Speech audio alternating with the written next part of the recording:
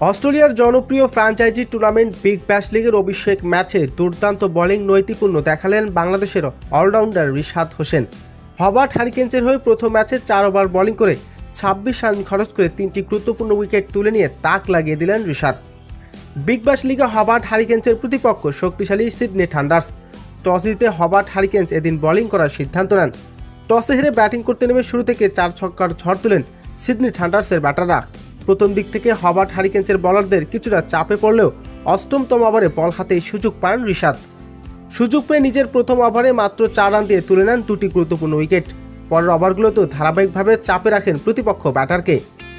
এরপর বুদ্ধির বোলিং করে একের পর এক গুরুত্বপূর্ণ উইকেট তুলে নিয়ে সিডনি থান্ডার্সের ব্যাটিং লাইন আপ কিছুটা অকাজও করে দেন রিশাদ হোসেন।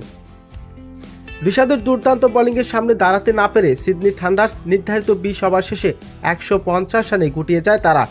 বিগ ব্যাশ লিগের প্রথম ম্যাচে এমন পারফরমেন্স করে রীতিমতো তাক লাগিয়ে দিয়েছেন তিনি।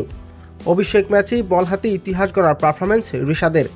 তো দর্শক, রিশাদের এমন পারফরমেন্স যদি আজকের ম্যাচে করতে পারে তাহলে আপনার কেমন লাগবে? দর্শক জানিয়ে দিন আপনার মূল্যবান মতামতটি।